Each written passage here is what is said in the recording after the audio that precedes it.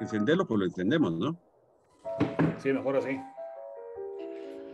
Bueno, buenas noches. Para mí realmente es un gusto y un honor poder participar nuevamente de una charla muy interesante de Friedrich Nietzsche.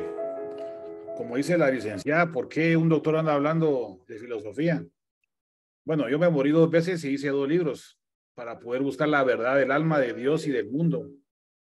Y leí la filosofía de los presocráticos hasta los modernos. Leí física, ciencias, neurociencias y religiones en general para hacer mis 2 libros. Entonces hice una revisión de las principales obras de Nietzsche, a quien me parece que es un genio realmente, un genio poco comprendido, porque es un filósofo contingente, es la palabra. Contingente significa que da oportunidad a pensar de diferentes formas, a pensar de diferentes perspectivas. Por eso es que es tan difícil entenderlo, porque ustedes van a encontrar aspectos positivos y negativos de un autor. Cuando yo he leído los libros, me he encontrado con los libros y todos los libros que he leído tienen partes positivas, partes negativas, partes que se pueden aprovechar y partes que hay que dejar de lado. Incluso el libro de Mein Kampf de Hitler, que quiero hablar un poquito de ese libro, tiene cosas buenas. Y así todos los libros tienen cosas buenas y cosas malas. Entonces Nietzsche no es la excepción y creo que es un referente de la filosofía del siglo XX. Como van a ver aquí, muchos otros filósofos en esta oportunidad no solamente leían Nietzsche, sino que también leí los que siguieron escribiendo sobre Nietzsche. Entonces vamos a poder ver una panorámica más general para ir entendiendo a este genio desde mi perspectiva, que también puedo estar equivocado, de la filosofía. No sé cómo quitar eso de aquí, pero ¿qué necesito? Vamos a ver. Es que si aquí están todos, salen aquí en la... No sé si se miran ahí en la pantalla. No, no nos miramos. No se miran. Bueno, entonces Nietzsche nació en 1844 en Rocken, lo que antes era Prusia, hoy es Alemania, hijo de un padre luterano y de su madre dedicada a la religión y a la casa. Desde pequeño él comenzó a interesarse por muchos aspectos de la vida, incluso él soñó la muerte de su hermano y de su padre a los 4 años de edad. Él falleció a los 5 años que tenía Nietzsche. Y de ahí comenzó a cuestionarse sobre la mentira y la verdad. Los primeros escritos de Nietzsche fueron poemas, poemas a la hermana, a la vida, al amor, a la naturaleza. Un poeta como cualquier otro que se dedicaba a disfrutar de la vida y a comentarlo. Él escribe a su hermana, Elizabeth: si quieres ser feliz, ten fe. Si quieres conocer la verdad, investiga. Y desde mi perspectiva, el libro que va a fundamentar todo el pensamiento nietzscheano es el libro que se llama Sobre la verdad y la mentira en su sentido extramoral, que se los envié, no sé si lo leyeron, pero quiero que repasemos solo este pequeño párrafo. Dice: ¿qué es entonces la verdad? Un ejército móvil de metáforas, metonimias, antropomorfismos. En resumidas cuentas, una suma de relaciones humanas que han sido realzadas, extrapoladas, adornadas poética y retóricamente, y que después de un prolongado uso a un pueblo le parecen fijas, canónicas y obligatorias. ¿Qué significa eso? Que hay muchas verdades, muchas mentiras y muchas interpretaciones. Nietzsche hizo unos apuntes y le dijo a su familia que no los fueran a publicar. ¿Y qué fue lo que hizo la hermana? ¿Qué creen que hizo? Los publicó, ¿ah? Entonces ese libro se llama La voluntad de poder.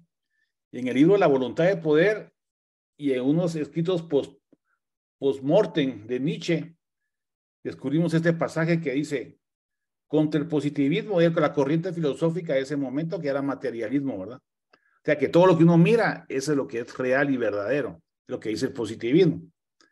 Entonces, él dice, contra el positivismo, que se quede en el fenómeno, solo hay hechos. Yo diría, dice Nietzsche, no, precisamente no hay hechos, solo interpretaciones.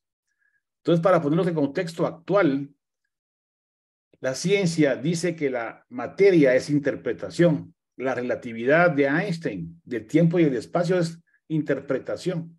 Entonces, lo que Nietzsche dijo hace 150 años aproximadamente, hoy lo comprueba la ciencia con los estudios de física, de la incertidumbre de Heisenberg, de la singularidad de la física, como los agujeros negros, la singularidad de Big Bang y otro tipo de experimentos que no voy a comentar aquí, que lo que quiere decir eso es que Dios sí juega a los dados.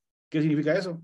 Que todo es incertidumbre y todo lo que vemos son interpretaciones de nuestros sentidos, que lo que quieren nuestros sentidos es sobrevivir, no buscar la verdad. Entonces, lo que todos miramos en la realidad no es toda la realidad. Por ejemplo, no miramos los rayos ultravioletas ni los infrarrojos, sin embargo existen. No miramos las dimensiones extras y los universos paralelos, sin embargo, la teoría M en física, que la pueden ir a buscar, existen. Entonces, ¿qué significa eso? Que solo interpretamos lo que necesitamos para sobrevivir como un animal cualquiera. Creo que con la diferencia que tenemos moral. Entonces, Nietzsche va a la universidad protegido por Friedrich Wilhelm Reich y Richard Wagner. Por recomendaciones de Reich, entra como profesor de filología, que es el estudio de lo que es las escrituras y la historia de la humanidad. Pero él le mete un poquito de filosofía a su libro, y su libro, en vez de ayudarlo a ser un profesor destacado en la Universidad de Basilea, donde después estudia Jung, lo mandan casi a volar, podríamos decir, porque todos sus colegas filólogos lo comienzan a criticar. Tanto en la crítica que tiene que jubilarse a los 34 años de edad o algo por ahí. Entonces se dedica ya después de jubilado a escribir. Pero siendo una eminencia, todos sus amigos por envidia le comienzan a criticar.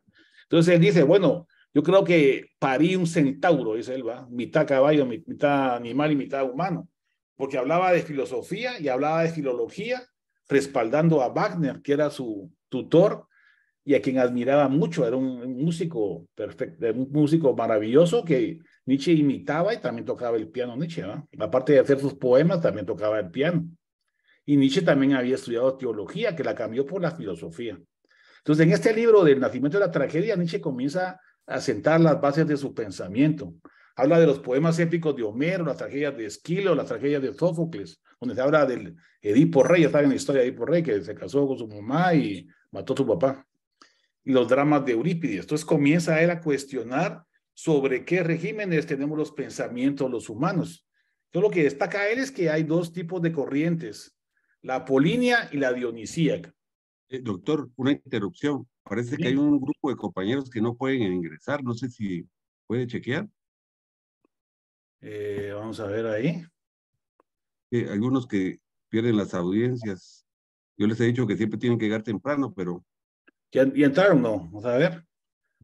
Ahí ustedes me dicen si entraron o no. Es que estoy apachando que puedan entrar todos, pero no sé si están entrando. Ya no tienen ninguno, ¿no? ¿Ya entraron todos, no? Pues yo creo, ¿no? Bueno, aquí admití a todos los que estaban en la sala de espera. Vamos a ver. Aquí está Gloria también. Bueno, ahorita creo que ya admití a todos. Muy bien. A los que lleguen más tarde, pues ya no van a tener asistencia, porque ya... No, me dice y los metemos por mí, no hay problema.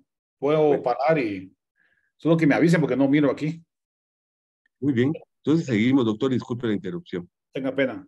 Entonces, ese libro del origen de la tragedia, del espíritu de la música, que fue su primer texto, aparte del otro texto que les decía sobre la mentira y la verdad, él mismo dice que lo que quiere manifestar es estas fuerzas humanas de la razón y la emoción le podemos interpretar. ¿Por qué? Porque aparte de todo lo que les comenté que había leído, también leí psicología y psiquiatría y neurociencias. Entonces, si uno entiende lo que está escribiendo Nietzsche aquí, por lo menos desde mi perspectiva, puedo tratar de entenderlo como la razón y la emoción. Y después les voy a decir por qué.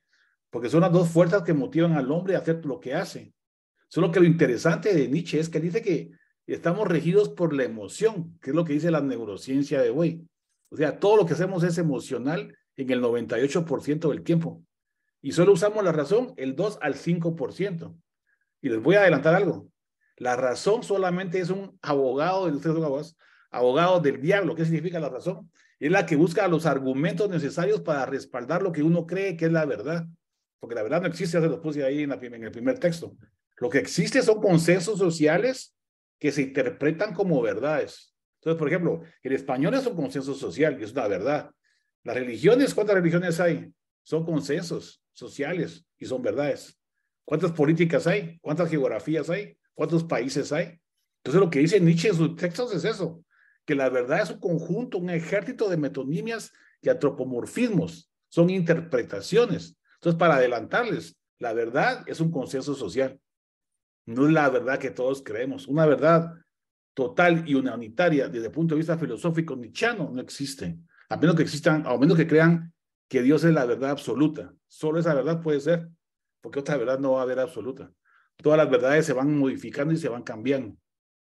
Entonces Nietzsche dice que lo que trata él de explicar con las tragedias que investigó de los griegos es que se fundamentan en un conjunto de pensamientos racionales y emocionales. Entonces él critica a Sócrates y a Platón, porque Platón y Sócrates tratan de establecer el mundo de las ideas y el mundo inmanente y trascendente, digamos, o sea, el mundo de las ideas y el mundo material, pero ellos desvirtúan el mundo material. Y es Nietzsche el que dice que no hay que despreciar la emoción, no hay que despreciar el cuerpo.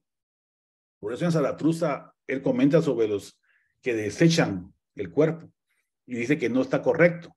Y tiene razón, en el sentido que nuestra emoción nos rige, nuestro cuerpo nos rige, y es momento de disfrutarle de la vida aquí y ahora y no esperar a morir para trascender a un mundo mejor, como decía Platón y Sócrates, que fueron los primeros, dice él, del occidente en comentar sobre este mundo idílico, que luego sigue el cristianismo y el budismo y el islam y todas las demás religiones.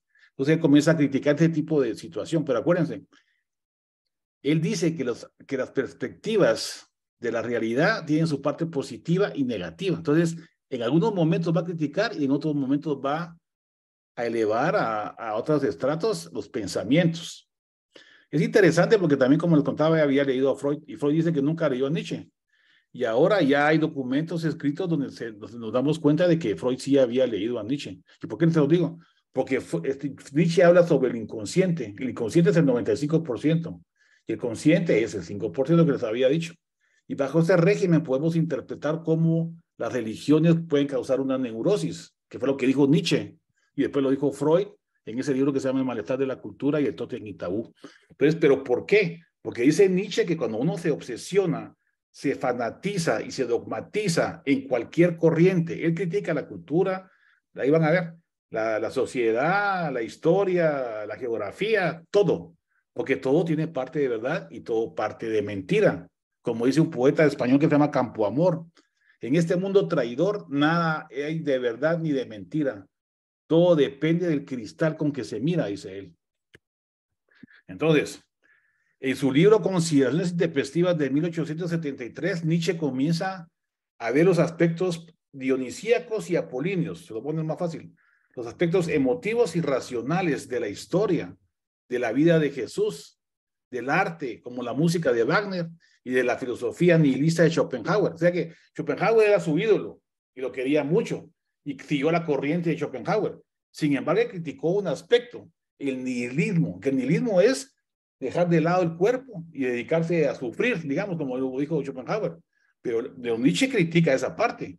Sin embargo, lo admira. ¿Por qué? Porque hay una parte de verdad y una parte de mentira en Schopenhauer. Igual que Wagner. Wagner era su tutor, lo protegió y le dio dinero. Y era un gran músico y todo el mundo lo respetaba. Sin embargo, Wagner en su aspecto artístico era muy bueno, pero en su aspecto político apoyaba al socialnacionalismo, que son los nazis, ¿verdad? Y apoyaba la cultura alemana, que era decadente, decía Nietzsche. ¿Por qué? Porque se obsesionaban con el fanatismo patriótico. Incluso Nietzsche fue una apátrida, porque decía que no había que fanatizarse. Entonces, como están viendo aquí, en ese tipo de interpretaciones podemos ver las partes positivas y negativas, dionisíacas y apolíneas, por ejemplo, de la vida de Jesús. Strauss critica a Jesús y dice que son mentiras lo que escribió en la Biblia. Y entonces Nietzsche le dice que lo que es malo en comentarios de Strauss es que deja de lado aquí los puse, miren, criticó el enfoque nacionalista y su falta de comprensión de la dimensión cultural y existencial de la religión. En otros textos dice, Strauss le quita el sentido de la vida a las personas que creen en su religión. Entonces, ¿Nietzsche es totalmente anticristiano? No. Él lo que critica es el exceso del fanatismo dogmático, ciego del cristianismo. Eso es lo que critica. Pero sin embargo, la religión puede llevarles y causarles un sentido de vida positivo. Entonces, esa ambivalencia de la interpretación de los textos de Nietzsche es lo que confunde a mucha gente. Entonces, cualquiera puede agarrar un texto de Nietzsche y decir, bueno, yo jalo a Nietzsche porque yo soy comunista y él dice que es comunista. Algunos aspectos del comunismo son buenos. Y otros van a decir que no, que el capitalismo. Entonces, otros van a decir que es feminista, otros van a estar en contra de Nietzsche porque es antifeminista, otros van a decir que es ateo y otros van a decir que es cristiano, que es religioso, digamos. No tanto cristiano como espiritual. Entonces, como van a ver, hay diferentes tipos de interpretación. Pues que dicen que Nietzsche fue el primer posmodernista. Por eso dicen que Nietzsche fue el primer deconstructor de las ideas, según la escuela de Derridiana y de Heisenberg. Bueno, digamos, si no. Entonces, Nietzsche, en su juventud comienza a viajar por toda Europa con Paul Rivet y Luz Andrea Salomé. Luz Andrea Salomé era una persona inteligentísima, una señora, una joven, amante de Freud también, amante de Rivet y amante de Nietzsche. Entonces tenía un trío ahí un poco sospechoso, como decía Riquet. Los maestros de la sospecha eran Freud, Marx y Nietzsche, porque sus pensamientos iban más allá de lo que era lo común de la cultura en esos momentos. Entonces Nietzsche dice, cuando ustedes ven cosas ideales, yo veo cosas humanas, demasiado humanas. Entonces comienza a tener su vida amorosa con Luz Andrea Salomé. Luz Andrea Salomé le lleva todos los textos de Nietzsche a Freud, y Freud después dice que no lo leyó, sí lo leyó. Y muchos de los conceptos que tiene Freud de pensamiento del inconsciente y consciente los sacó de Nietzsche, que era un genio, la verdad, por eso les digo que para mí es un genio. Y para mucha gente también. Pura ¿Sí? interrupción. Parece que hay otros 3 ahí que no pueden ingresar. Vamos a ver cómo hago para... No sé ni cómo dice aquí. No sé cómo hacer. Espérame. Quiero que me salga, que no sé cómo hacer para... No sé cómo dice aquí para... Aquí está. Ya. ¿Ya están todos adentro o no? Pues sí. Ya ingresó una persona. Sí, hay más. Bueno. Entonces, Luz Andrea Salomé fue la persona a la que Nietzsche le propuso matrimonio. Fue lo único que no coincide con lo que él dice, ¿va? Porque él no cree en las verdades. Entonces, si no cree en las verdades, ¿por qué cree en el matrimonio? Como le dije hace poco a mi hijo. Entonces, si no cree, ¿por qué quería estar con ella, va? Bueno, con ella desde el punto de vista sexual o amoroso tal vez sí, pero desde el punto de vista legal o religioso, no, ¿va? Entonces, fue lo único que no está acorde a lo que él pensaba. O sea, cualquier cosa que sea verdad absoluta, Nietzsche dice que no. Entonces, es lo único que me queda a mí la duda, ¿va? Cuando él sale, en uno de sus textos, dice que cuando vayas con mujeres, no olvides el látigo. Pero mira, pues, ¿quién tiene el látigo aquí? La mujer. Entonces, la mujer es la que latillaba filosóficamente a Nietzsche. Entonces, como les digo, van a encontrar pasajes positivos de feminismo y pasajes negativos de feminismo. Y las interpretaciones van a ser variables, porque Nietzsche miraba lo bueno y lo malo de cada perspectiva. Y eso por eso deconstruía las verdades. Y ese es el problema de por qué cada quien jala agua para su matate para respaldar lo que cada quien cree con los textos de Nietzsche. Entonces van a encontrar, como les digo, de todo. En su libro Aurora, en 1881, comienza a hacer las críticas a la moral. Él dice, bueno, ¿por qué existen varias morales? Hay una moral de los esclavos y una moral de los amos. La moral de los esclavos surgió del pensamiento platónico. El primer gran mentiroso fue Sócrates, dice él, y surgió a partir del cristianismo y de los judíos y del islam también. Entonces, ¿por qué? ¿De dónde surge la moral? Entonces, él en sus textos, en resumen, se lo voy a decir así, y lo que dice también la neurociencia de hoy, es que en parte la moral es genética y en parte la moral es adquirida. Por eso es que los esquimales, cuando llegan a su casa, al iglú, cualquier visitante le ofrecen a su esposa. ¿Por qué se la ofrecen? Porque no tiene contacto con mucha gente. Entonces, genéticamente es bueno mezclar los genes. Entonces, una podría ser una explicación genética, tal vez, pero es una relación cultural. ¿Por qué las mujeres de las islas del Pacífico tienen 7 hombres? ¿Por qué la gente del Islam puede tener hasta 5 mujeres y las pueden mantener. ¿Y por qué nosotros no tenemos una? Porque son aspectos culturales. Entonces, para nosotros es malo tener 3 mujeres. Para los musulmanes, no. Para las mujeres del Pacífico, tener 7 hombres es lo más normal del mundo. Y para ustedes, las mujeres, no.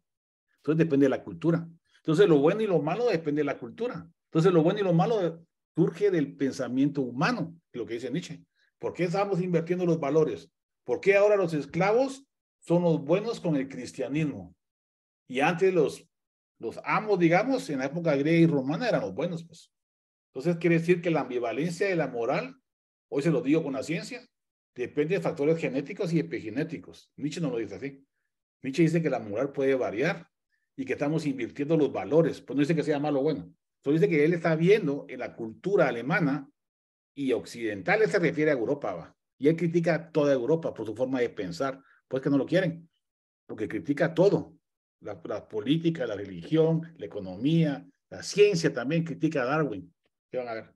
Entonces también critica aquí a Kant, porque dice que su imperativo categórico solo es una forma de sumisión de las personas. El imperativo categórico es: haz todo lo que puedas, que sea algo que se pueda generalizar para el bien común, en pocas palabras. Entonces, él dice que eso es igual que la religión, que las normas morales son para, en sentido fanático y dogmático. Eso significa que si soy obsesivamente religioso y no hago más que latillarme en la espalda, dejar de comer y aislarme de la sociedad porque creo en la religión, eso es malo, dice Nietzsche. Y también es malo desde el punto de vista psicológico, porque eso se convierte en un trastorno obsesivo compulsivo. Por eso los pecados capitales de gula, es comer demasiado, los va a matar de un infarto. La pereza les va a crear úlceras. El odio le va a causar resentimiento, que es lo que dice Nietzsche aquí, y después Freud lo dice en su terapia psicoanalítica. Entonces, los excesos es lo que critica Nietzsche. Los excesos del fanatismo patriótico, los excesos del fanatismo religioso, los excesos de los estudios económicos, todo eso lo critica Nietzsche. En su libro La Gaia Ciencia, que es el alegre saber, dice lo que les decía hace poco. Son los sentidos los que nos engañan. El mundo verdadero no es lo que parece. Y hoy la ciencia dice lo mismo, lo acabo de explicar. Con el principio de incertidumbre de Heisenberg, hay un experimento que se llama la doble rendija de Young, que lo que significa es que uno, estoy hablando de física, uno puede hacer que se vea materia o energía al observar una partícula cuántica en una lámpara de doble hendidura. Lo pueden ver después si quieren, que va a quedar grabado, se lo voy a pasar. Ese experimento lo que significa es que uno puede determinar como observador de la física que la realidad se comporte como materia o como energía, que es lo que dice Einstein. Entonces quiere decir lo que decía Nietzsche aquí, es cierto. Entonces un mundo aparente es el único existente, un mundo verdadero no existe. Es un añadido mentiroso, dice Nietzsche aquí, en ese párrafo de la Gaia Ciencia que fue escrito en 1882. Y aquí el párrafo más trascendente de la filosofía de Nietzsche. Se lo puse así para dejárselos claro. La muerte de Dios significa la muerte de la verdad. Hay muchos filósofos que han seguido a Nietzsche. Está Heidegger, está Foucault, está Derrida, Jean-François Lyotard dice que los metarrelatos se murieron. Y ese tipo de afirmación es basado en Nietzsche. ¿Qué significan los metarrelatos? La ciencia, la filosofía, la religión, la economía, la política, la geografía, todo eso son metarrelatos que están en nuestra cabeza, pero que no son reales. Y es cierto. ¿Dónde está el dinero? Enséñenme el dinero. Papel, moneda, tarjeta de crédito y ahora computadora. ¿Dónde está el dinero?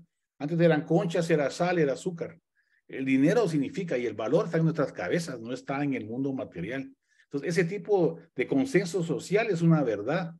Entonces, la verdad del dinero, de quetzal, de la libra esterlina, del euro y del dólar, solo está en nuestras cabezas. Por eso cuando todos desconfiamos de los bancos, la bolsa se va para abajo, ¿eh? Porque solo es confianza, no es el dinero en sí. Pueden mandar a hacer millones de papeles ahí, pero no le va a servir de nada si la gente no cree en esa verdad que es un consenso social. Bueno, entonces lo que dice Nietzsche aquí es: no oíste hablar de aquel loco que en pleno día corría por la plaza pública con una linterna encendida, gritando sin cesar: busco a Dios, busco a Dios. Como estaban presentes muchos que no creían en Dios, o sea, ateos, sus gritos provocaron una risa. El loco se encaró con ellos y clavándoles la mirada exclamó, ¿dónde está Dios? Os lo voy a decir. Le hemos matado, vosotros y yo, todos nosotros somos sus asesinos. ¿De qué Dios hablaba Nietzsche? Pregunta Pascal también, hace poco lo encontré. Esa pregunta me hacía yo también, ¿no? ¿Qué Dios mató Nietzsche? Es el Dios de la verdad. ¿Cuál es el Dios de la verdad? El Dios antropomorfo, el viejito que está subido en la nube que le hace rayos y centellas, eso no es Dios.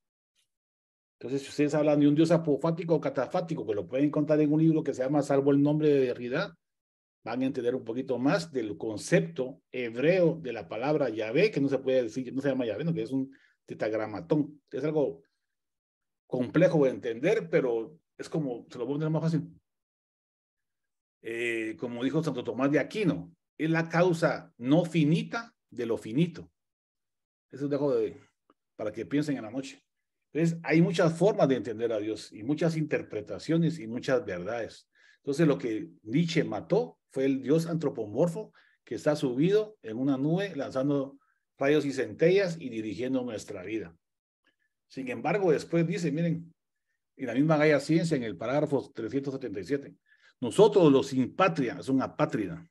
Oiga, pues, somos demasiados variados, demasiados mezclados de razas y de origen para ser hombres modernos. Y por consiguiente nos sentimos muy poco inclinados a participar en esa mentira del patriotismo. ¿Por qué van a ir a la guerra? A defender la patria, si la patria no existe.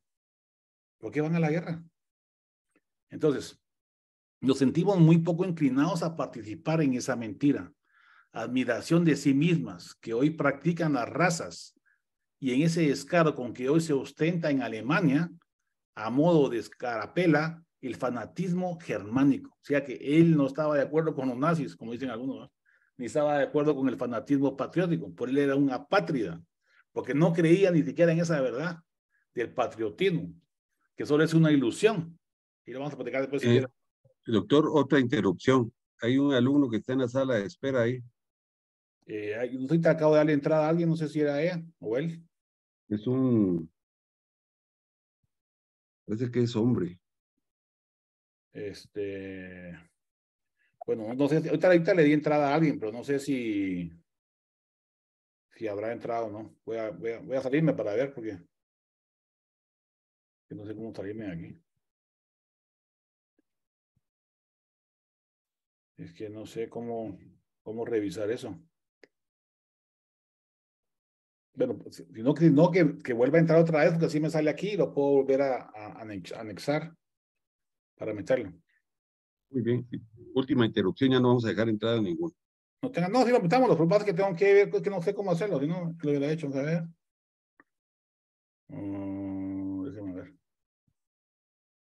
No sé ni cómo hacerlo, vamos a ver.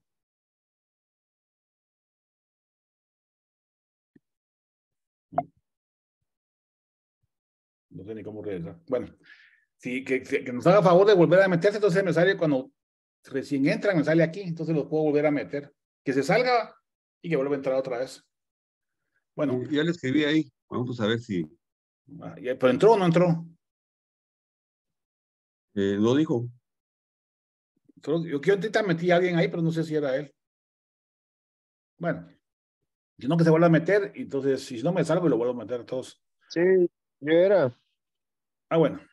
Entonces, una de las acciones que dice Nietzsche, algo muy interesante, ¿verdad? Ustedes saben que el sueño sirve para organizar los recuerdos, para limpiar el cerebro, para mejorar las respuestas inmunes, o sea que el sueño es bueno, ¿no? Y lo entrena a uno durante el sueño a anticiparse a los posibles riesgos de vida de lo que pueda pasar en el futuro. Pues que siempre soñamos cosas malas, ¿no? O muchas veces, porque nos estamos preparando mentalmente para que si nos pasa podamos sobrevivir.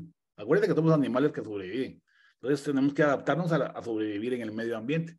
Y para eso sirven los sueños, para reforzar las memorias, sobre todo las memorias que son más emotivas. Entonces, puso Nietzsche aquí, soñar, ahorita me pasé a alguien más aquí.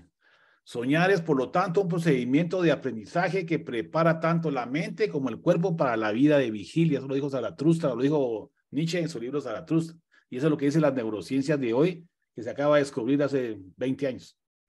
Entonces, Nietzsche dice algo muy interesante. seguir soñando sabiendo que se sueña. ¿Qué significa eso? Que el superhombre que él anda buscando es aquella persona que sabe que lo que está viviendo son interpretaciones y no se deja fanatizar ni se deja dogmatizar ciegamente. Entonces, el futuro, el hombre, el superhombre, más que superhombre se llama ultrahumano, tiene que tener esta característica de no fanatizarse por nada, ni dogmatizarse por nada, pero sin embargo vivir bien y vivir su vida a plenitud, que es lo que dice Nietzsche. Van a ver. Entonces, en el libro Así habló Zaratustra, Nietzsche habla de Darwin y de la evolución. Él dice que un volatinero es un equilibrista que va en una cuerda desde el animal, el simio, hasta el superhombre o ultrahombre, y que sin embargo este individuo que somos nosotros, los humanos normales, digamos, tiene miedo al vacío, porque al perderse las verdades se pierden los grandes argumentos del respaldo de la mente humana, y así es, ¿va? Necesitamos nosotros como animales sociables tener unas verdades que nos unan como grupos sociales, como tribus, si no nos morimos, así de fácil. Entonces, el humano es el puente entre el simio y el suprahumano, dice Nietzsche. Darwin y la evolución moral, él considera que Darwin da respuestas a la evolución de la moralidad. Sin embargo, le falta algo, dice él. Le falta lo excelso, lo sublime del ser humano. Entonces, esa crítica que les decía, en una parte positiva y en otra parte negativa a Darwin, dice que Darwin tiene razón, que el animal ha evolucionado, el hombre ha evolucionado, el simio, dice él, pero le falta algo. Entonces, desde el punto de vista científico ahora, yo les puedo decir, la evolución no es continua ni es paulatina. A veces puede surgir grandes explosiones de vida, como la explosión cantábrica, ¿no? ¿Cómo se llama? Explosión, no me acuerdo ahorita. Es una explosión de la vida en el antes del Pleistoceno. La unión de las células sin núcleo a las células con núcleo también fue algo rápido. Y los saltos del hombre de diferentes variedades, humanos o presinos, como lo quieren llamar, no fue lineal, no que fue exponencial. En fin, hay mucha colaboración entre los animales y no hay segregación ni lucha del más fuerte. Si no, no se hubieran unido las células sin núcleo a las células con núcleo. Si no, no hubieran parvadas, ni hubieran manadas, ni hubieran bancos de peces, ni hubieran abejas, ni hormigas que forman sus hábitats. Quiere decir que la parte social o sociológica, dice Wilson, que estudia esta parte de la naturaleza, es importante tanto como la lucha. Quiere decir que lo que le faltaba a Darwin son muchas cosas. También la genética mendeliana, la epigenética ambiental. Y no solamente el animal se adapta al medio, sino que el animal también destruye el medio, que es lo que estamos haciendo nosotros ahorita, con destruir el planeta, con el calentamiento global. Entonces, a las teorías de Darwin le falta mucho. Entonces, lo que dice aquí Nietzsche es que a las teorías de Darwin le falta mucho. Entonces, quiere decir que Nietzsche era un visionario. Entonces, lo que dice Nietzsche en las tres transformaciones es que nosotros, los hombres de la cultura del siglo XIX para él, somos como camellos que andamos encima de nosotros llevando un montón de peso, y ese peso son todos los paradigmas que hemos adquirido desde que estamos en el útero materno. También se lo puedo decir desde el punto de vista científico. Toda la epigenética que ustedes le ponen a un niño en el útero materno los va a hacer nerviosos, gordos, con tendencias al cáncer. ¿Por qué? Porque si la mamá está en un periodo de hambruna, como pasó en el invierno, en la Segunda Guerra Mundial en Holanda, todos esos niños que nacieron en ese periodo de tiempo son más obesos, más estresados, con más afecciones cerebrales y con más psicosis y más neurosis. ¿Por qué? Porque el hambre y el ayuno les prepara para la vida, entonces están constantemente con el cortisol elevado y tienen una menor calidad de vida. Quiere decir que si la madre está intranquila durante el embarazo, el niño va a ser estresado. Si la madre está tranquila, el niño va a ser tranquilo. Si ustedes quieren que su niño coma ajonjolí, que coma ajo y que coma anís, la mamá tiene que comer anís, ajo y verduras. Si usted quiere que el niño coma verduras, tiene que comer mamá, la mamá tiene que comer verduras. Si usted quiere que el niño se acostumbre a estar sin estrés, la mamá tiene que estar sin estrés, no solo la mamá, también el papá. Entonces, ese factor genético va creciendo con nosotros hasta llegar a los niños, y los niños, la parte cultural, es lo que cargamos aquí, lo que aprendimos, lo que vimos, lo que enseñamos, lo que leímos, y todo eso es nuestro nuestra jiba del camello, dice Nietzsche. Entonces, ese animal o ese hombre de la cultura occidental carga su peso en la jiba. Esa jiba tiene que ser transformada con una fuerza que se llama voluntad de poder a través de un león para llegar a ser un niño y poder aprender de nuevo y de construir a través de la filosofía de Nietzsche, que es una filosofía del martillo. Pero el martillo, ya se los he dicho, tiene un aspecto positivo y un aspecto negativo. El martillo les puede servir para destruir o les puede servir para construir. Por eso se llama deconstrucción. Reconstrucción o destrucción, decía Heidegger. Y Derrida dice deconstrucción, porque es una forma de volver a construir sobre lo que quedó como un ave fénix. Entonces, lo que dice Nietzsche aquí pocas veces, bueno, lo que yo interpreto, es que de hombre cultural pasamos a la fuerza de la voluntad de poder y pasamos a ser niños nuevamente hacia un Übermensch. El Übermensch es el ultrahumano, el superhumano.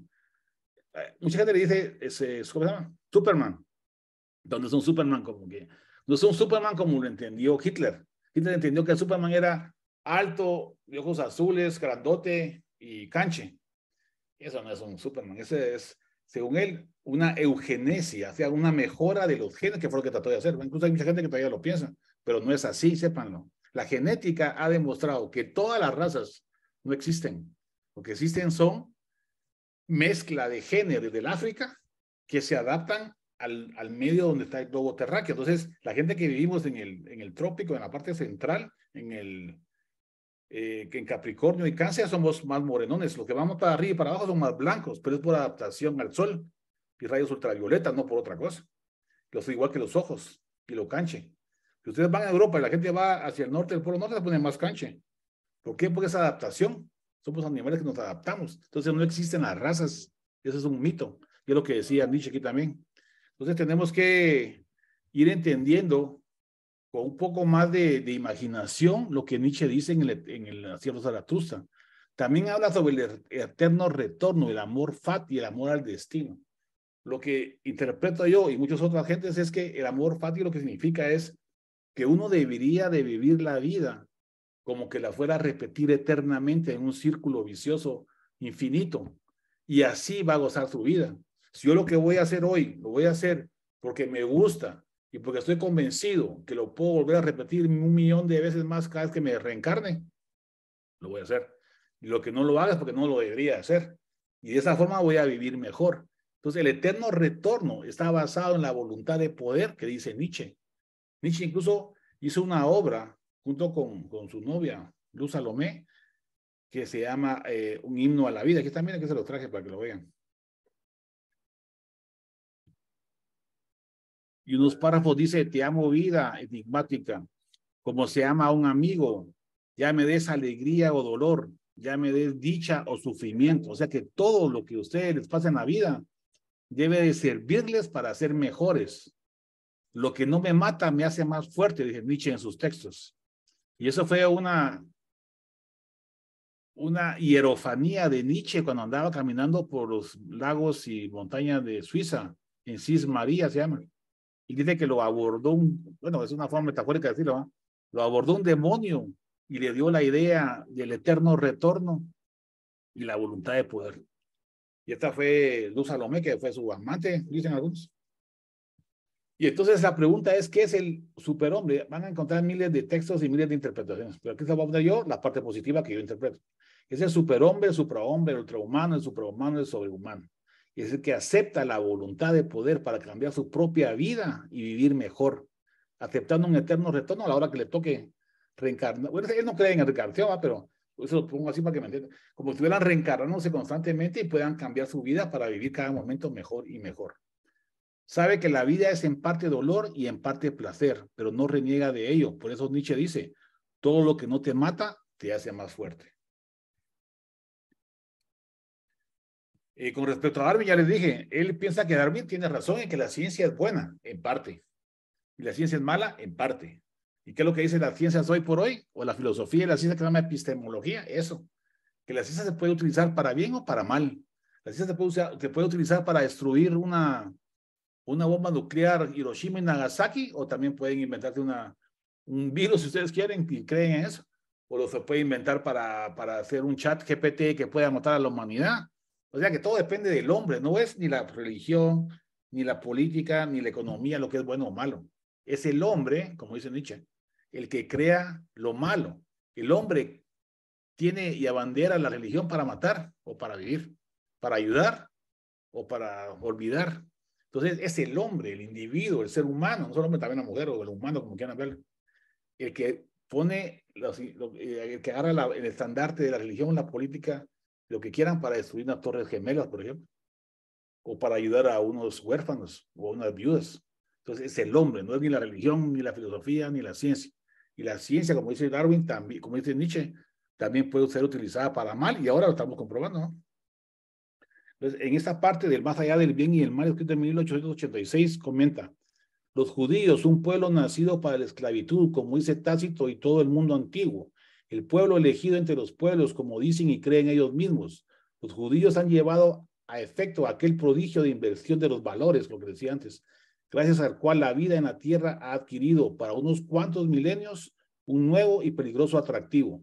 Sus profetas han fundido, reduciéndolas a una sola, las palabras rico, ateo, malvado, violento, sensual, y han transformado por vez primera la palabra mundo en una palabra infame.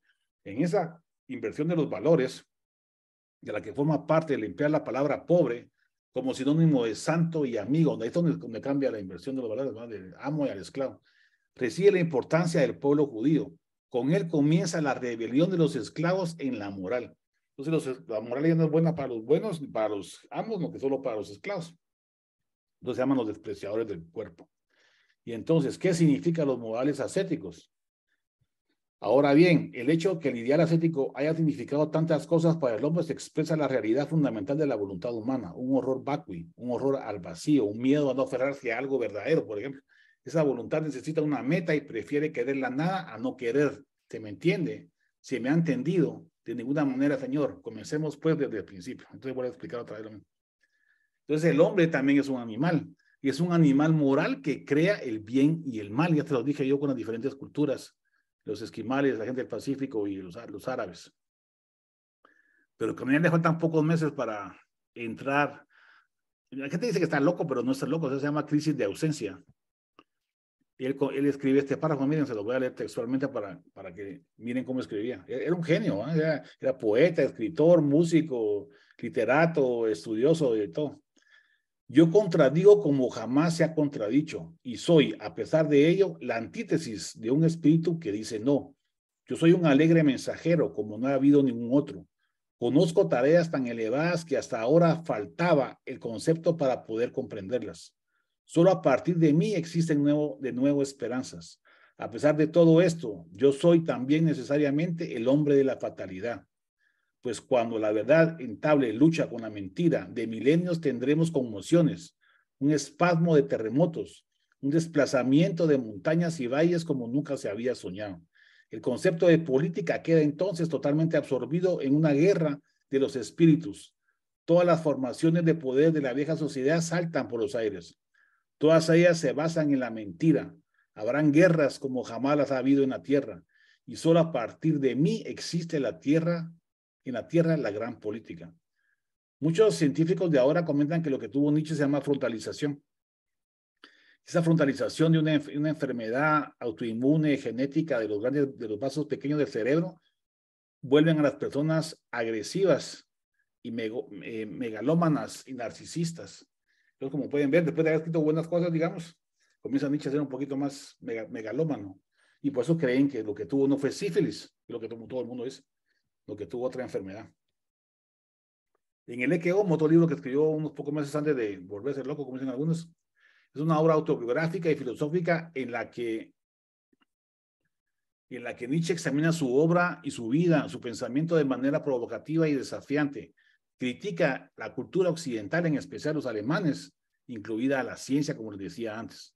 Entonces, si quieren leer sobre la ciencia y cómo la ciencia engaña, aquí les dejé dos libritos, uno se llama Agnotología, cómo hacer la ignorancia, cómo promover la ignorancia, se llama, que habla sobre las farmacéuticas y la economía y todo, y cómo los estudios científicos se utilizan para engañar a la gente, para promover el petróleo, para promover el calentamiento climático, para promover la no vacunación, para promover todas esas cosas ese tipo de pensamientos un poco así fuera de razón, digamos. Y si quieren leer a Feyerabend, ese es uno de los, bueno, les voy a recomendar varios libros. Está el libro de Popper, el libro de Lakatos y el libro de Kuhn, uno que se llama Paradigmas, Reconstrucción de Estudios Científicos, y los de Feyerabend, ¿verdad? Que son los estudios de la epistemología de la ciencia, donde entiende uno que la ciencia puede ser manipulable como la religión, que puede usar para bien y para mal, para engañar y para promover la ganancia de Trump en unos comicios del 80, no sé cuándo fue, 90 y pico, ¿cuándo fue? Hace poco, y donde manipularon la información a través del Internet. Entonces se puede prestar para toda la ciencia, que es lo que dijo Nietzsche hace 150 años. Y en uno de los últimos libros, que se llama El ocaso de los ídolos, menciona Nietzsche que él hace la filosofía martillazos, en su sentido dual, bueno y malo. O sea, construye con el martillo y deconstruye o destruye con el martillo. Es lo que dice Derrida en sus textos sobre la gramatología, sobre la muerte y sobre muchas cosas más. Derrida es el filósofo de la deconstrucción, que toma la idea de Heidegger y la idea de Nietzsche. Entonces, en el libro este de los ídolos habla sobre Sócrates, sobre el cristianismo, sobre Kant, sobre el nacionalismo y sobre el utilitarismo, y los critica, dice que son malos en ese sentido pragmático, bueno, mejor dicho, dogmático y fanático del extremo del pensamiento, ¿verdad? Y en este libro de Anticristo, que también es muy comentado, él escribe que se llama El Anticristo, la maldición sobre el cristianismo. Pero escuchen, pues, las iglesias han fallado a la hora de representar la vida de Jesús. Han transvalorado la moral. Jesús representa un paso hacia el Übermensch, hacia el ultrahumano. Y el último cristiano murió en la cruz. ¿Qué significa eso? Que Nietzsche sí creía en Cristo. Lo que no creían los hipócritas que dicen una cosa en la iglesia y hacen otra cosa y van al gobierno y roban. Entonces, es lo que él criticaba, ese tipo de pensamientos. Esta acusación eterna contra el cristianismo la quiero escribir en todas las paredes. Yo tengo un alfabeto aún para los ciegos. Llamo al cristianismo la gran maldición, la gran corrupción soterrada, el gran instinto de la venganza por el cual ningún medio es bastante pérfido, furtivo, surrepticio y mezquino. Lo llamo, en resumen, la mancha inmortal de la humanidad. Eso lo escribió un par de meses antes de volverse loco. Y sin embargo, en las convenciones intempestivas que les comenté antes, decía que la religión tiene un sentido de vida y que era útil. Entonces, ese tipo de bipolaridad, digámosle, es cierta en el sentido que no existe una verdad absoluta. Todo tiene una parte positiva. Los cristianos fanáticos que hacen el mal, roban y matan y van a pedir perdón a la iglesia. Eso es lo que está hablando Cristo, lo que está hablando Nietzsche.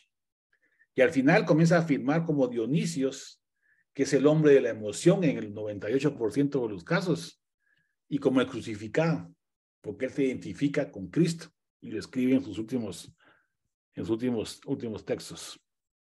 Entonces, en sus fragmentos póstumos, que no tuvieron que haber salido a luz, porque Nietzsche dijo que no salieran, pero salieron porque la hermana los publicó, porque necesitaba dinero y era esposo de un fanático nazi. Entonces publica todos los libros de Nietzsche y todo el mundo comienza a interpretarlo, como les decía al principio, para el nazismo. Entonces dice aquí, los insatisfechos tienen que tener algo a lo que su corazón se apegue. Siempre ha de haber alguna causa por la cual sacrificarse de manera grandiosa, como el patriotismo, por ejemplo. Una causa pública que mantiene firmes y disciplinados y además da valor para la guerra. Y en nuestro caso hay que inventarla. Eso se llama nacionalsocialismo. El más solitario de los solitarios, el hombre, ahora ya no busca a Dios, sino a un camarada. Él también critica el comunismo y el socialismo dogmático, el socialismo y el comunismo dogmático y fanático. Pues que no tenía muchos amigos porque criticaba al comunismo, criticaba al capitalismo, criticaba a los ateos, criticaba a los creyentes, criticaba todo porque él miraba la ambivalencia de la verdad. Y eso es lo interesante, eso es lo genial que tiene Nietzsche. El 3 de enero de 1889, él mira cómo le están pegando un caballo. Entonces va a rescatar al caballo, lo abraza y luego cae en una crisis de ausencia, se llama eso. Algunos piensan que la enfermedad que tiene se llama CADASIL, que es una microangiopatía vascular hereditaria, autosómica dominante causada por mutaciones de algunos genes que pueden provocar ese tipo de megalomanía, narcisismo y agresión intelectual, porque realmente este Nietzsche nunca peleó ni tampoco tomaba alcohol.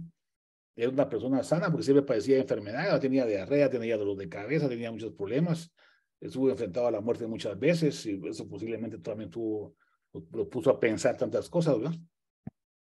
Y cuando se ha entrado en esa crisis de ausencia, la hermana se hizo cargo de los libros, ¿verdad? Entonces, como siempre, sacándole billete a las obras, comenzó a venderlas, a publicarlas, se la dio a su marido, que era fanático de los nazis, y él se lo da a Hitler, y Hitler se empatina con los libros de Nietzsche. Incluso lo va a visitar aquí. Miren, está la foto donde visita a la hermana, pero miren la distancia que guarda Hitler de Nietzsche. Que tiene respeto, admiración o miedo, no sé. Y si leen a Mein Kampf de Hitler, van a ver que tiene, bueno, aspectos positivos del libro de Mein Kampf es el entusiasmo y la fe y la lucha en el sentido de voluntad de poder, si lo quieren ver así, para superarse y lograr hacer lo que hizo. Realmente yo no sé, y también era un genio para manipular a las masas, ¿no? Porque cada vez que lo que estudio, digo, bueno, tuvo que haber sabido algo de psicología o psiquiatría y de todo lo que es la publicidad y la propaganda, porque llevó a la gente a la guerra, pues llevó a un pueblo entero, millones de personas a morir por algo que nosotros criticamos, pero dentro de la cabeza de ellos estaba la parte buena, digamos. Es interesante. Entonces, en el legado intelectual que hizo Nietzsche, muchos autores como Heidegger, Wittgenstein, Derrida, Foucault, Freud, Jung, aprueban el pensamiento de Nietzsche en el sentido que yo les decía, que comienza a cuestionar las verdades, las cuales pueden ser reinterpretables. Entonces, en resumen, esa es una perspectiva más, es la mía, pero se lo quise resumir así. Entonces, Nietzsche critica a la filosofía, a la ciencia, a la religión, a la política y a la educación, y a la cultura, entre otras cosas más.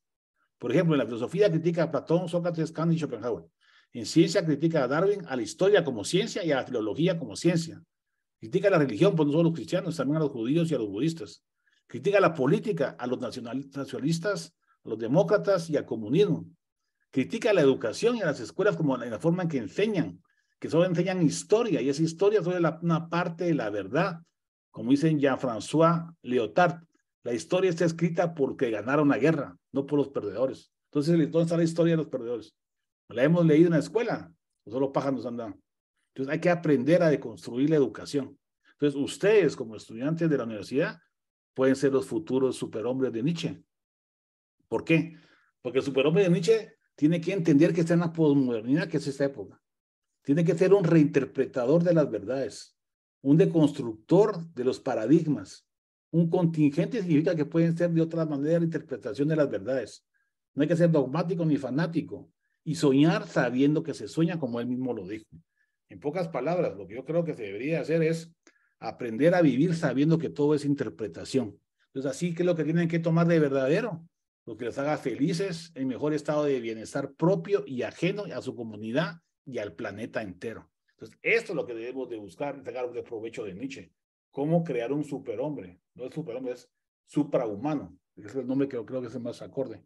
Y se puede hacer, les pregunto yo a ustedes. Yo pienso que sí. Lo que te puede enseñar de un suprahumano, como dice el mismo Nietzsche, la madurez del hombre es haber vuelto a encontrar la seriedad con que jugaba cuando era niño. Y para hacer eso necesitamos la dialéctica, el pensamiento crítico, la deconstrucción, el justo medio y dudar. Y les voy a dar un ejemplo. Por ejemplo, capitalismo y el comunismo. Entonces, ¿cómo lo interpretaría Nietzsche? Diría, bueno, ni el capitalismo ni el comunismo son perfectos. Los dos tienen cosas de verdad y cosas de mentira. Los dos tienen cosas buenas y cosas malas. Entonces, ¿qué le pueden preguntar a un capitalista ciego y fanático? Bueno, ¿cómo está la salud en Estados Unidos? ¿Es pública y para todo el mundo? No. ¿La seguridad está bien en las escuelas en Estados Unidos? No. ¿Y la educación es gratis en la Universidad de San Carlos, allá en Estados Unidos? No. Entonces, ¿qué le pueden preguntar a un comunista? Bueno, ¿tienen libertad de expresión los comunistas? Pregúntenle a los cubanos.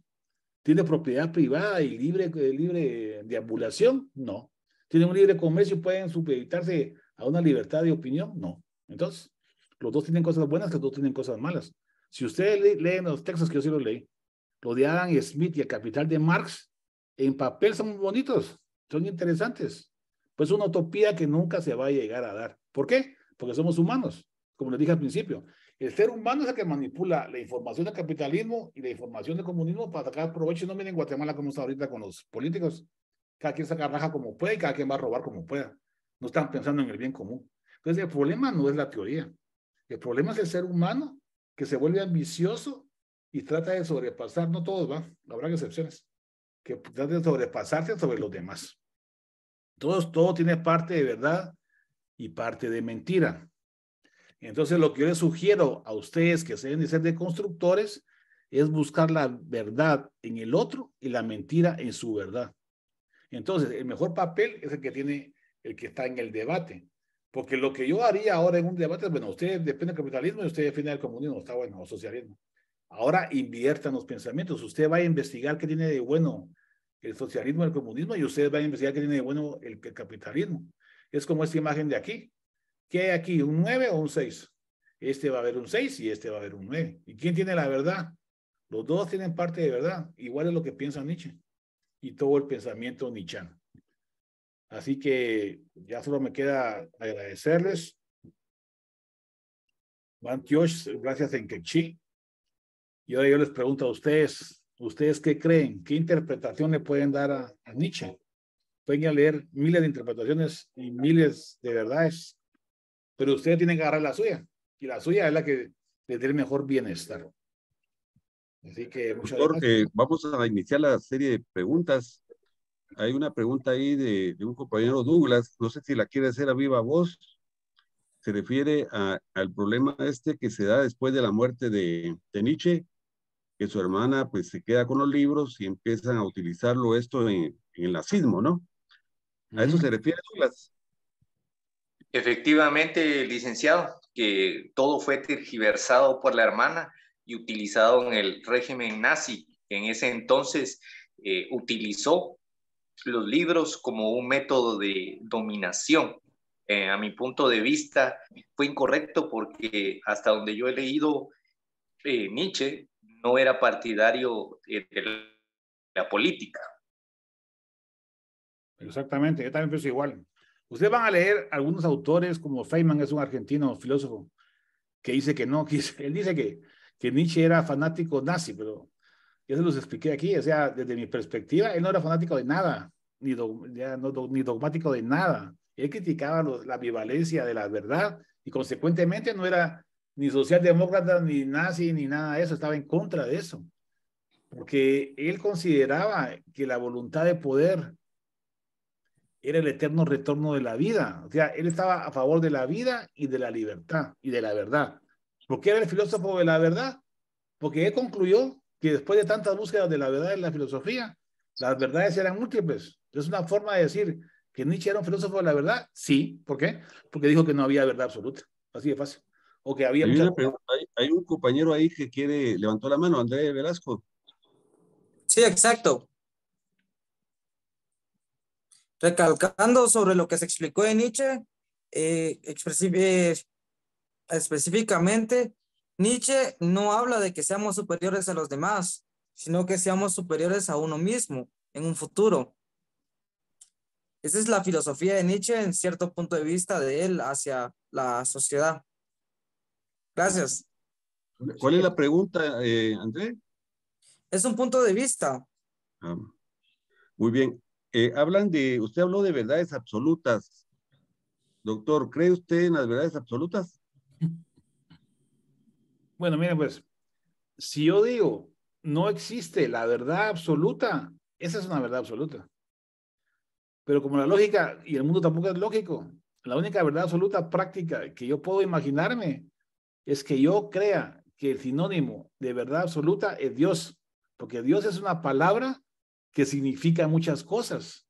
Entonces, si yo creo que Dios es la verdad absoluta, esa puede ser la verdad absoluta, pero no existe una verdad absoluta humana, pues, si lo quieren ver así. No existe algo que vaya a ser eternamente verdadero, va a cambiar. Incluso las religiones han cambiado. Miren cómo pasó del hinduismo al budismo, cómo pasó del judaísmo al cristianismo, del cristianismo al islam. Ni siquiera las religiones son permanentes, van cambiando. Entonces no digamos el lenguaje. ¿Cómo hablan ahora los patojos, ustedes jóvenes? Diferente. ¿Cómo hablan ahora de la computadora y de los textos y del lenguaje? diferente, es lo que dice Wittgenstein. El lenguaje es un juego de palabras, un juego de interpretaciones. Entonces va a depender incluso de la época. Si ustedes ahorita leen un texto español del siglo XVI, no lo van a entender. ¿Por qué? Porque las verdades van cambiando. Igual que la geografía. ¿Cuántos países cambian la geografía? Nosotros todavía no tenemos ni a Belice ni no lo tenemos. Cuando lo definamos ya vamos a cambiar la geografía. Igual los gringos, igual los mexicanos, igual todo el mundo. Pues que hay guerras, ¿verdad? Porque todo el mundo quiere ampliar sus fronteras. Doctor, hay una pregunta de Linda. Levantó la mano ahí. Sí, muchísimas gracias. Buenas noches. Mi pregunta era sobre cómo puede hacer el hombre para quitarse esa joroba de costumbres y volverse león y después nuevamente niño. O sea, ¿qué es lo que tenemos que hacer para dejar a un lado lo que ya traemos como implantado? Bueno, yo creo que lo que les decía, yo creo que lo que hay que hacer es no ser dogmático, ni ser fanático, no que saber que las verdades pueden cambiar. Entonces, ¿yo quiero ser comunista o capitalista? No, lo que yo quiero hacer es tratar de que Guatemala sea mejor. ¿Con qué? Con lo que tenemos, por hablar de política, pues. Pero igual la economía, ¿verdad? Entonces, yo creo que el suprahumano de Nietzsche es esa persona que puede soñar soñando y sabiendo que está soñando. O sea, él también dice, el suprahumano es el que puede danzar entre máscaras. ¿Qué significa eso?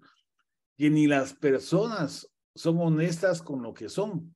Ustedes miran en Facebook que todo el mundo sube sus fotos bonitas, pero no suben sus fotos feas, ni las fotos de sus malestares. Es una máscara, dice también Jung, es un psicólogo, que esas máscaras y sombras son las que tiene el ser humano guardadas ahí. Entonces yo creo que un suprahumano, ¿cómo quitarte la jiba del camello? Es sencillamente admitiendo que como seres humanos necesitamos de las verdades para poder evolucionar, por supuesto. Si no, ¿cómo nos juntamos? ¿Cómo creen ustedes que los Homo sapiens mataron a los neandertales? ¿Por qué? Aparentemente, porque crearon las verdades y las mentiras. Este constructo abstracto mental fue lo que nos dio la oportunidad de cultivar el maíz, de hacer la agricultura, de hacer las tribus, de hacer las sociedades, los imperios y las civilizaciones. Esa capacidad mental es lo que nos diferencia de los animales. Entonces, esas verdades que nos sirven para evolucionar son verdades útiles, sí. Por eso tenemos negocios y cambiamos cosas y tenemos televisión y computadora y todo. Pero no son las verdades absolutas. Entonces. Sofía Luna quiere hacerle una pregunta. Sí. Sí, disculpe. Me preguntaba, ¿cuál es el Dios de la verdad? En el programa de la universidad tenemos, por ejemplo, el de Aristóteles, que es un Dios contingente, inmóvil y puro. Y luego tenemos el de San Tomás de Aquino, que es un Dios más cristiano. Entonces, me gustaría ampliar ese concepto, si usted me lo podría proporcionar. Bueno, yo le pudiera decir, Dios es una palabra, y esa palabra significa muchas cosas. Entonces, usted puede encontrar a Dios espíritu, a Dios ser, por ejemplo, o la fenomenología del espíritu de Hegel habla que Dios es un espíritu. En el estudio de ser y tiempo de Heidegger, dice que, bueno, en otras palabras, que Dios es el ser, pero no un ente, dice Heidegger. O sea, que el ente es lo tangible, el ser es lo intangible, lo trascendente. Entonces, lo que dice Santo Tomás es que es un Dios. Lo que dice Aristóteles es que el primer movimiento, el primer impulso, la causa incausada, o como dice Santo Tomás, la causa no finita de lo infinito. Entonces, ¿qué significa eso? Que nunca vamos a poder entender, incluso las palabras del hebreo, de tetragramatón, significa eso, que no podemos entender qué es Dios. Usamos la palabra, y acá quien le pone como le da la gana, pero no es la palabra lo que significan las cosas, dice Foucault, por eso, porque cada quien la interpreta como le da la gana. Entonces, si nosotros nos juntamos en una religión cristiana, vamos a creer que Dios es tal cosa. Si nos juntamos en el parinirvana de los budistas, vamos a pensar que Dios no es un ser, va a ser un estado. Y en el sintoísmo japonés es la naturaleza. Y el Dios de Spinoza es la naturaleza. Y el Dios de Einstein son las leyes del cosmos.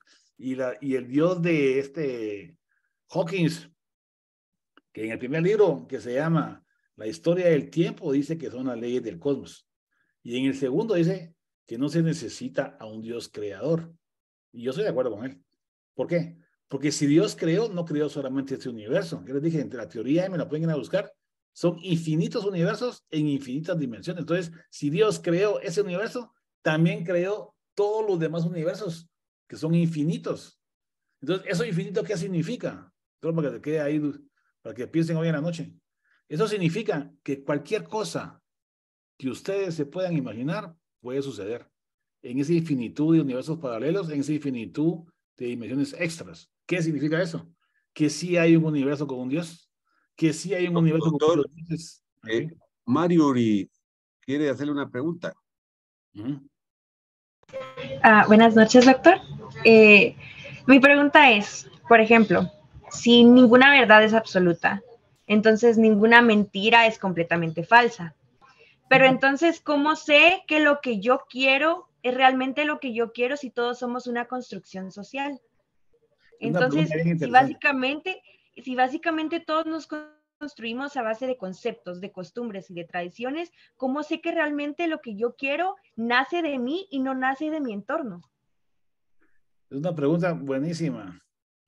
Y eso es lo que representa el vacío de Nietzsche. Cuando usted comienza a pensar en esas cosas, se va a dar cuenta de que realmente no tenemos una base sustentable. Todo es interpretación y todo es consenso.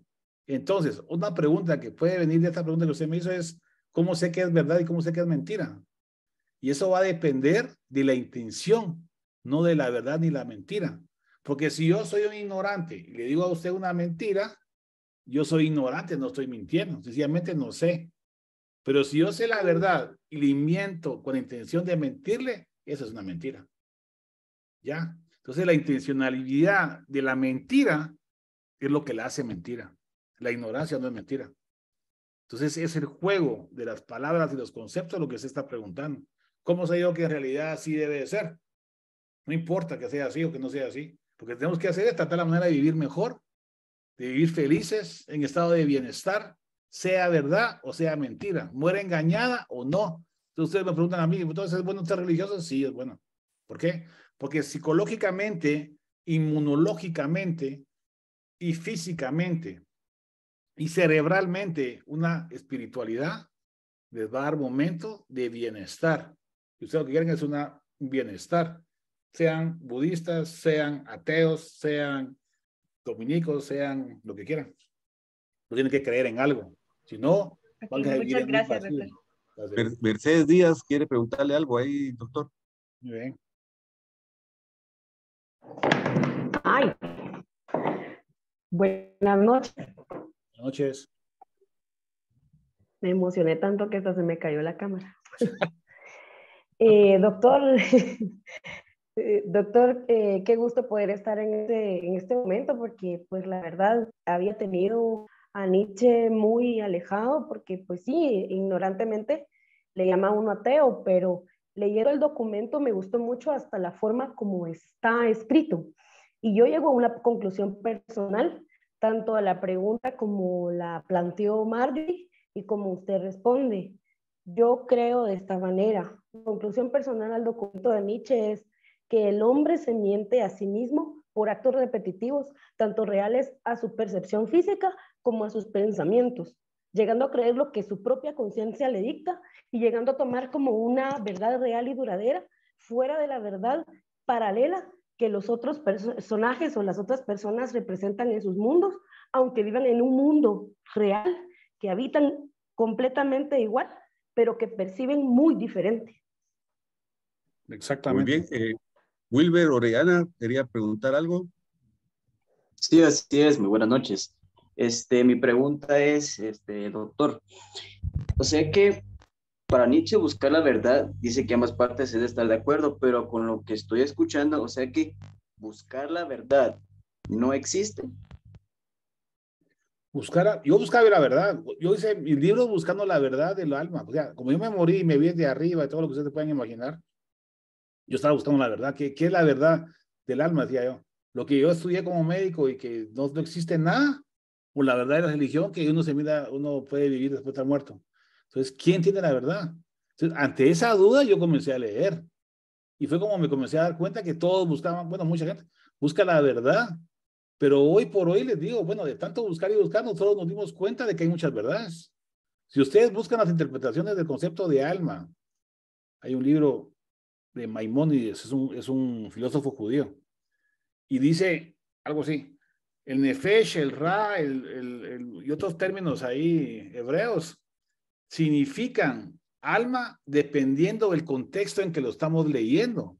Entonces, ¿eso qué significa? Lo que dice Foucault, que el lenguaje y las palabras y las cosas no se correlacionan, se interpretan. Entonces, podemos seguir buscando la verdad. Yo sí la sigo buscando, pero ya sé que no voy a encontrar una verdad absoluta, pero eso no significa que no la siga buscando. Ahorita estoy leyendo los postmodernistas, estoy leyendo cómo ellos lo interpretan y seguiré leyendo porque me gusta encontrar la verdad, aunque no la encuentre nunca, igual que la felicidad. La felicidad no la van a encontrar.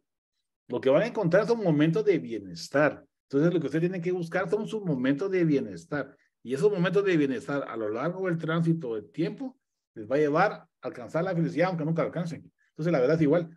La vamos a buscar y nunca vamos a encontrarla. ¿Por qué? Porque es un constructo abstracto mental. Es una palabra que significa muchas cosas. ¿Qué significa la felicidad?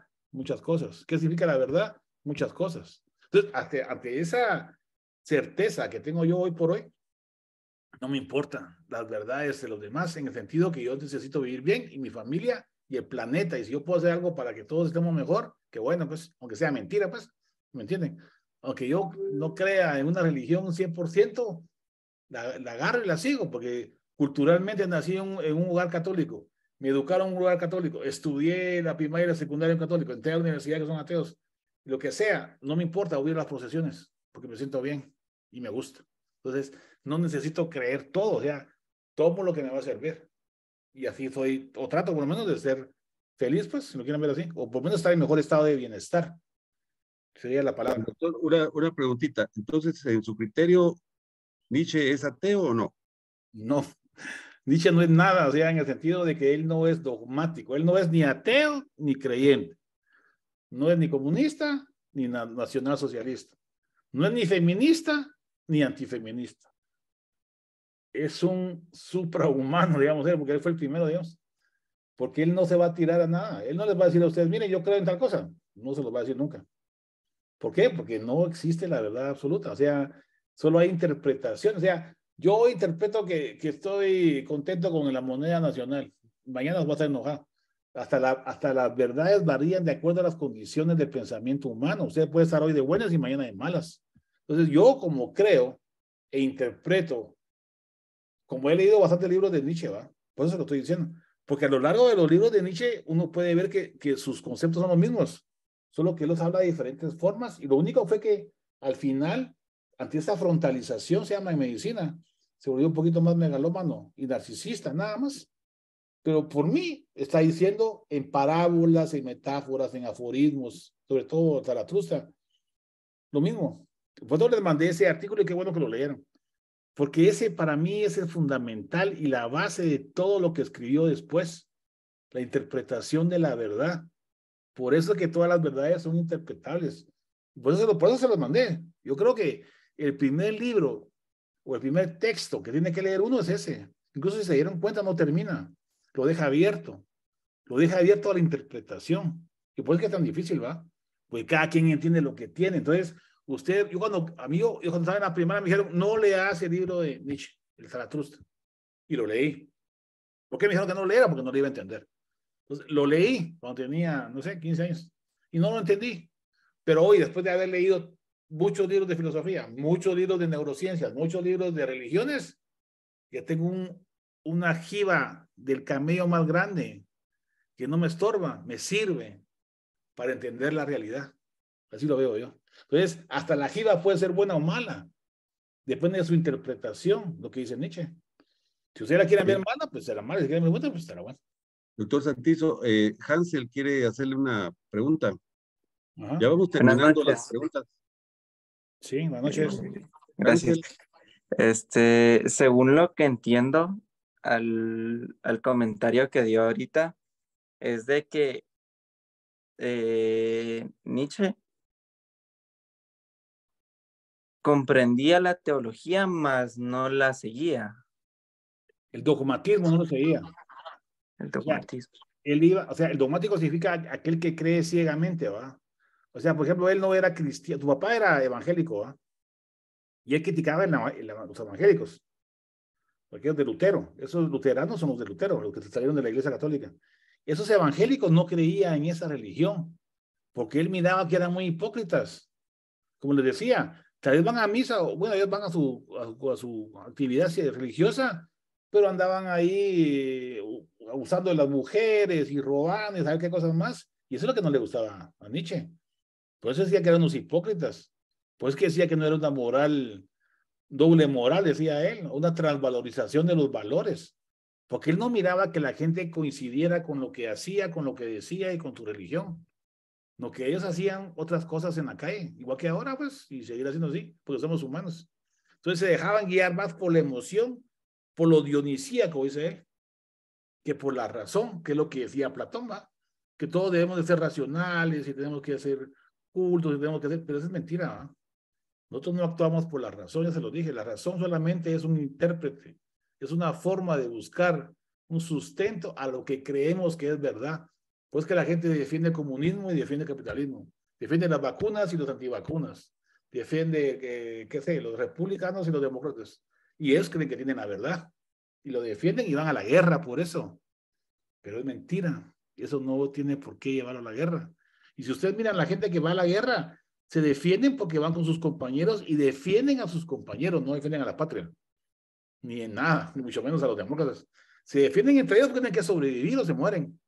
Por eso que se juntan y por eso que hacen actos heroicos, por proteger al compañero, no por la nación, no por el dinero, no por los republicanos, ni los demócratas, ni el comunismo, ni el capitalismo. Es por la unión mental social de grupo, por el tribu, la tribu, ahí sí, por la gente que está a su alrededor, sus familias se van a ir a matar, o matan o matan, ¿no? Doctor, vamos a tomar una foto de grupo y hay unas palabras de dos personas que representando las dos secciones.